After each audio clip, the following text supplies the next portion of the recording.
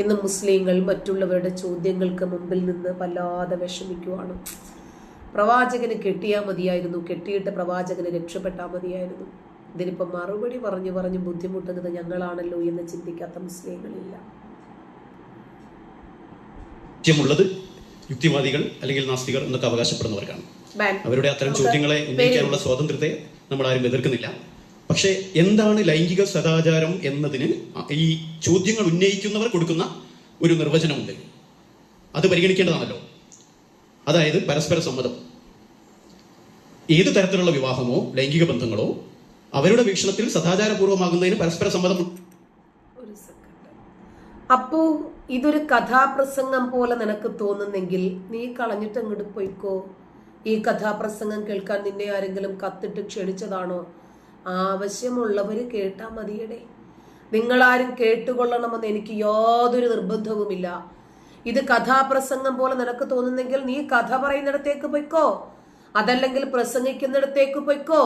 കഥയും പ്രസംഗവും ഒരുമിച്ച് കേൾക്കാൻ താല്പര്യമുള്ളവര് കേട്ടാ മതി. ഞാൻ എൻ്റെ അഭിരുചിക്കിടങ്ങിയതുപോലെയേ സംസാരിക്കൂ. എനിക്ക് നീ പറയുന്നത് പോലെ സംസാരിക്കാൻ പറ്റില്ല. ഞാൻ എന്തു പറയണം എന്നത് ഞാൻ തീരുമാനിക്കും. നിങ്ങളത് കാണണോ വേണ്ടേ എന്ന് നിങ്ങൾ തീരുമാനിച്ചാൽ മതി. ഇതിനെ നിങ്ങളൊരു ധാർഷ്ട്യമായിട്ടോ ധിക്കാരമായിട്ടോ കണ്ടാലും പ്രശ്നമില്ല. പ്രവാചകന്റെ വിവാഹത്തെക്കുറിച്ച് ഇവര് 3 പേരും ഒരേ സംഘടനയിലെ പുരോഹിതന്മാരാണ്. ഒരു യുവാവാണ് ചോദ്യം ചോദിച്ചത്, ഒരേ വേദിയിലാണ് ഉത്തരം പറയുന്നത്. 3 രൂപത്തിലാണ് ഇവർ ഡെഫിനിഷൻ നൽകുന്നത്. മനസ്സിലായില്ലേ? അപ്പൊ മുസ്ലിങ്ങൾക്ക് ആർക്കും സംശയമില്ലാതെ എല്ലാ മുസ്ലിങ്ങളുടെയും അട്ടിപ്പേറവകാശം ഉസ്താദിനെ ആരും ഏൽപ്പിച്ചതുപോലെയാണ് ഇദ്ദേഹം സംസാരിക്കുന്നത്. മതി. പ്രവാചകൻ സല്ലല്ലാഹു അലൈഹി വസല്ലമക്ക് ശേഷം പതിറ്റാണ്ടുകൾ ജീവിച്ച ആയിഷ റളിയല്ലാഹു അൻഹ, അതേപോലെ അദ്ദേഹത്തിന്റെ മറ്റു പല ഭാര്യമാരും ഒരിക്കൽ പോലും മാലോകരോട് വിളിച്ചു പറഞ്ഞിട്ടില്ല ഞങ്ങളൊക്കെ അദ്ദേഹത്തിന്റെ അധീശത്വത്തിന് കീഴടങ്ങിയാണ് ഭാര്യമാരായത് എന്ന്. അപ്പൊ അവർക്കൊക്കെ പൂർണ്ണ സമ്മതം ഉണ്ടായിരുന്നു. അപ്പൊ നമ്മൾ ഈ ചർച്ചയുടെ ലോകത്ത് ഈവൻ ഇൻസെസ്റ്റോ അല്ലെങ്കിൽ മൃഗരതിയോ പോലെയുള്ള ലൈംഗികതയുടെ നിഷ്ഠൂരമായ ഏരിയകൾ പോലും പരസ്പര സമ്മതമുണ്ടെങ്കിൽ ആകാം എന്ന് പറയുന്നവർ പ്രവാചകന്റെ വിവാഹത്തെക്കുറിച്ചും ലൈംഗിക ജീവിതത്തെക്കുറിച്ചും സംശയങ്ങൾ ഉന്നയിക്കുന്നതിൽ അനൗചിത്യം അത്രമാത്രം വലുതാണ്. വരമൊഴിയായി രേഖപ്പെട്ട് കിടക്കുകയാണ്. അദ്ദേഹം പറഞ്ഞത് എന്തുദ്ദേശിച്ചിട്ടാണ് എന്ന് നിങ്ങൾക്ക് മനസ്സിലായിട്ടുണ്ടാകുമെന്നാണ് ഞാൻ പ്രതീക്ഷിക്കുന്നത്. അതായത് അതൊന്ന്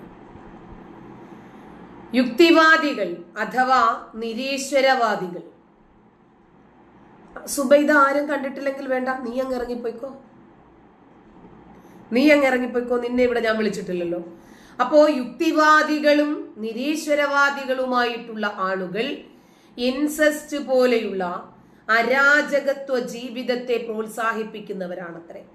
പരസ്പര സമ്മതമുണ്ടെങ്കിൽ ആർക്കും ആരുമായും ലൈംഗിക ബന്ധത്തിൽ ഏർപ്പെടാം എന്ന് പഠിപ്പിക്കുന്നത് യുക്തിവാദികളല്ല സുഹൃത്തെ. കഴിഞ്ഞ ദിവസം ഒരു ഉസ്താദ് വന്നിട്ട് ഉമ്മായെയും ഉമ്മുമ്മയെയും വാപ്പയുടെ സഹോദരങ്ങളെയും ഉമ്മയുടെ സഹോദരങ്ങളെയും ഒക്കെ ഭോഗിക്കുന്നതിനെ സംബന്ധിച്ച് സംസാരിച്ചിട്ടുണ്ടായിരുന്നു. നിങ്ങളത് കേട്ടിട്ടുണ്ടോ എന്നൊന്നും എനിക്കറിയില്ല.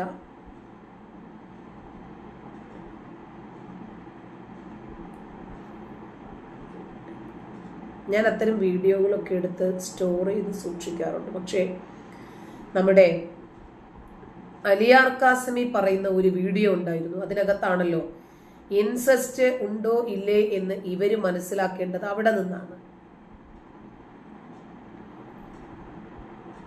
നമ്മൾ പറയുമ്പോൾ നമ്മളത് പറയുന്നത് എവിടെ നിന്നെങ്കിലും ഒക്കെ അടർത്തി മാറ്റിയതാണെന്നൊക്കെയാണ് ഇവര് പറയുക. അതുകൊണ്ട് തൽക്കാലം ഞാൻ ചെയ്ത വീഡിയോയുടെ ഒരു ഭാഗമുണ്ട്, നമുക്കത് തന്നെ എടുക്കാം. ഹവ്വ പ്രസവിച്ചത് 20 പ്രസവങ്ങൾ.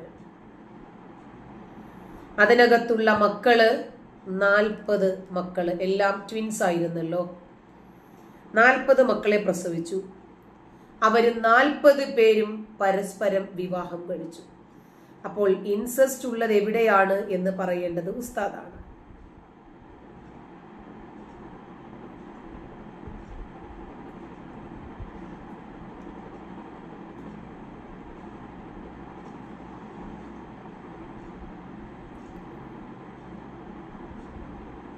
ഇൻസെസ്റ്റ് ഉണ്ടാകാതിരിക്കാൻ വേണ്ടി അല്ലാഹു തആല അവിടെ ഒരു ഏർപ്പാട് ചെയ്തു. എന്തെന്നറിയോ? ആദം നബിയുടെ ഭാര്യ ഹവ്വ അലൈഹിസ്സലാം പ്രസവിക്കുന്ന മക്കൾ എപ്പോഴും ഇരട്ടകളാണ് പ്രസവിക്കുക. ഓരോ ജന്മത്തിലും ഒരാണും ഒരു പെണ്ണും. വേണമെങ്കിൽ അല്ല 2 ആണാക്കാൻ പാടില്ലേ, 2 പെണ്ണാക്കാൻ പാടില്ലേ? ഇല്ല, 20 പ്രസവം നടന്നു. 20 പ്രസവത്തിലും ഒരാണ് വേറൊരു പെണ്ണ്. എന്തിന്? ഇൻസെസ്റ്റ് ഉണ്ടാകാതിരിക്കാൻ വേണ്ടിയാണത്. എന്നിട്ട് അപ്പോഴത്തെ സാഹചര്യം ഇതെന്തുവാടേ ഇത്? ഇതെന്തുവാ ഇതൊക്കെ? 20 പ്രസവം 40 മക്കൾ അവർ പരസ്പരം വീഴ്ച ചെയ്തു. എന്നിട്ട് പറയാണ് ഇൻസെസ്റ്റ് ഇല്ലാതിരിക്കുന്നതിന് വേണ്ടിയാണ് അത്തരം ഒരു നിയമമെന്ന്. അപ്പൊ ഉസ്താദെ, ഇതൊക്കെ ഒന്ന് നോക്കിയിട്ട് വേണം ഉസ്താദുമാരൊക്കെ ഇങ്ങോട്ട് വരാൻ കേട്ടോ. അല്ലെങ്കിൽ ഞങ്ങൾ ഇതുപോലെ പബ്ലിക്കായിട്ട് ഇത്തരം കാര്യങ്ങൾ നിങ്ങളെ നിർത്തി അങ്ങോട്ട് ചോദിക്കും. പ്രശ്നമൊന്നുമില്ല, നിങ്ങളതിന് മറുപടി പറഞ്ഞാൽ തീരാവുന്ന വിഷയമേ ഉള്ളൂ. നമ്മളാരും നിങ്ങളിവിടെ പിടിച്ചു വെക്കത്തൊന്നുമില്ല. അപ്പോൾ മക്കൾ പരസ്പരം വീഴ്ച ചെയ്ത്, ആ മക്കളും മാതാപിതാക്കളും പരസ്പരം വീഴ്ച ചെയ്തിട്ടാണ് അടുത്ത ജനറേഷൻ ഉണ്ടാക്കിയത്. അപ്പോൾ ഇൻസെസ്റ്റ് യുക്തിവാദികൾക്കാണോ ഉസ്താദേ ഉള്ളത്? സ്വന്തം മക്കളെ ഭോഗിച്ചതിന്റെ പേരിൽ, ഭോഗിക്കുകയും കൂട്ടുകാരായിട്ടുള്ള ഉസ്താദുമാർക്ക് കാഴ്ചവെക്കുകയും ചെയ്തതിന്റെ പേരിൽ ജയിലഴികളിൽ കിടക്കുന്ന ഉസ്താദുമാരെ കുറിച്ച് ഞങ്ങൾ പറഞ്ഞു തരണോ? ഞാൻ പറഞ്ഞു തരണോ? മദ്രസ എന്നടിച്ചാൽ ഉടനെ വരുന്നത് പീഡനങ്ങളാണ്. സ്വന്തം കുഞ്ഞുങ്ങളെ പോലെ കാണേണ്ടുന്ന ആരാന്റെ മക്കളെയും സ്വന്തം മക്കളെയും വരെ പീഡിപ്പിച്ച ഒരുപാട് ഉസ്താദുമാർ ഇന്ന് ജയിലിൽ കിടപ്പുണ്ട്. ആ കൂട്ടത്തിൽ ഒരു യുക്തിവാദി പോലും ഇല്ല ഉസ്താദെ, ഒന്ന് ഓർത്തു വെച്ചോ. ശരി, കുറിച്ചും ലൈംഗിക ജീവിതത്തെ കുറിച്ചും സംശയങ്ങൾ ഉന്നയിക്കുന്നതിൽ അനൗചിത്യം അത്രമാത്രം വലുതാണ്. വരമൊഴിയായി രേഖപ്പെട്ട് കിടക്കി പരസ്പര സമ്മതമുണ്ടെങ്കിൽ ആകാം എന്ന് മൃഗരതിയോ പോലെയുള്ള ലൈംഗികതയുടെ അപ്പൊ നമ്മൾ ഈ ചർച്ചയുടെ ലോകത്ത് ഈവൻ ഇൻസെസ്റ്റോ അല്ലെങ്കിൽ മൃഗരതിയോ പോലെയുള്ള ലൈംഗികതയുടെ മൃഗരതി ഇനി എന്നെ കൊണ്ട് പറയിപ്പിക്കണോ ഉസ്താദേ? നമ്മുടെ കർമ്മശാസ്ത്ര ഗ്രന്ഥങ്ങളിൽ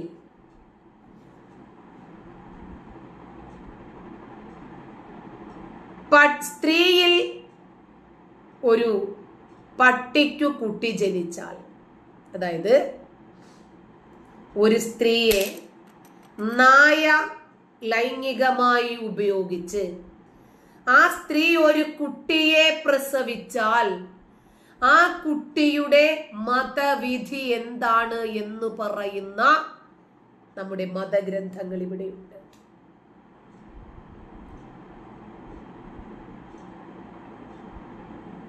ഇനിയും നമ്മളെ കൊണ്ട് നിങ്ങൾ ഇത് പറയിപ്പിക്കും. ഇനിയും ഇത് പറയിപ്പിച്ചുകൊണ്ടേയിരിക്കും. എത്ര കണ്ടാലും കേട്ടാലും നിങ്ങൾക്ക് മതി വരില്ല.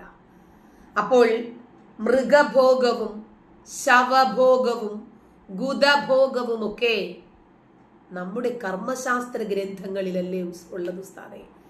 അപ്പോ ഇൻസെസ്റ്റ് ഉള്ളതും മതത്തിലാണ്. കുല്ലുക്കും മിൻ ആദം ആദമു മിനത് തുറാബ്. എല്ലാ മനുഷ്യരും ആദമിൽ നിന്നാണ്, ആദമാകട്ടെ മണ്ണിൽ നിന്നാണ് എന്ന് തന്നെയല്ലേ ഖുർആൻ പഠിപ്പിച്ചത്. അങ്ങനെയാണെങ്കിൽ ആദത്തെയും ഹവ്വയെയും പോലെ ഒരു ജോഡി കൂടി അള്ളാഹു സൃഷ്ടിച്ചാൽ ഇൻസെസ്റ്റ് നിഷ്പ്രയാസം ഇല്ലാതാക്കാമായിരുന്നില്ലേ? പടച്ചോൻ അങ്ങനെ ചെയ്തില്ലല്ലോ. അതിന്റെ അർത്ഥം എന്താ? അതിന്റെ അർത്ഥം എന്താ? ആദവും ഹവ്വയും പിന്നീട് അവർക്കുണ്ടായ മക്കളും പരസ്പരം ഭോഗിച്ച് തന്നെയാണ് അടുത്ത ജനറേഷൻ നിലനിർത്തിയതെന്ന്. അപ്പോൾ മൃഗഭോഗം എവിടെയാണുള്ളത് എന്ന് ഇനിയും പറയിപ്പിക്കണമെങ്കിൽ ശരി